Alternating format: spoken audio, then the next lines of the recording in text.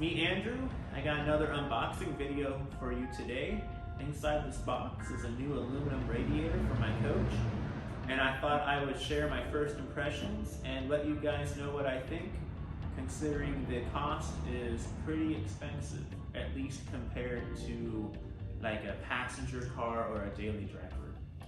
I think the price for this radiator is in line with like heavy duty trucks and whatnot. I know at my work we have some Isuzu MPR trucks, and the radiator for those is about $400 more expensive than the radiator for this coach. So I'm gonna get my box knife out here and we'll dive in. I got this from Applied GMC. They had the best price that I could find. And yeah, let's see what we got. Looks like there's some staples here. Rip this up. My mom's 78 Royale. She drove it from Wisconsin to Oklahoma to Washington here, and the coach is really good mechanically, but it even overheated on a couple of mountain passes, she said, and I just want to avoid that with mine. I know the price to get your radiator record is still pretty expensive, so I figured, you know, I'll bite the bullet and I'll get this nice aluminum radiator now, and then I have peace of mind. I'm trying to drive Seattle to Florida in my coach, so yeah, I don't want to take any chances of losing the motor or overheating it or anything funny like that. So I will say Superior Radiator, they did a good job packaging this thing. The box, the weight said it was 32 pounds, so definitely a lighter weight than the stock radiator. I don't know how much that weighs, but I'll definitely weigh it when I take it off. It's not a race car, of course, it's a motorhome, but you know, every pound counts. It's going to help you get better gas mileage and little stuff like that. So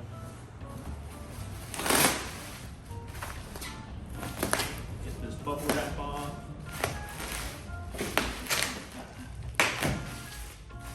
Okay. Now, let's see what we got here. Oh wow, yeah, it's a quality piece. I'm gonna tip it here.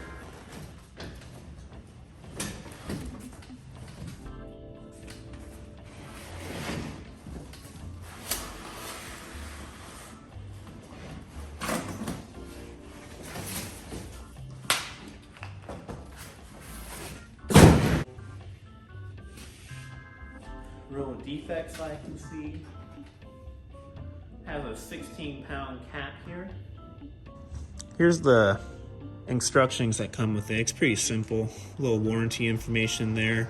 How to test for electrolysis. That's all good information. I'm not sure if this has a anode or not, like a boat. However, I do like here that it tells you what the sizes are for the trans cooler fittings. So I'm going to be making my own lines for the oil cooler at least. Let's get a little closer here and I'll show you what I'm talking about. Here's the oil cooler fitting. I believe it uses the inverted flare or a 37-degree flare in there to seal up on the hose. So I am making my own oil cooler lines with AN fittings and adapters. So it's one thing I gotta pay attention to, but this radiator is a direct fit for the original, so if you have original lines, then you should have no problem. If you're on the fence about getting one of these, I would say buy with confidence. The welds look pretty solid.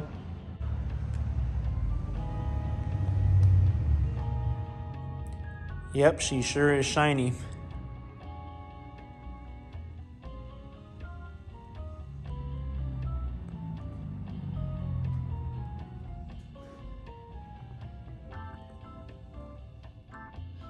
This little MPT to hose barb adapter was wrapped up in that green tape, and it's pretty easy to install. I'll show you where that goes.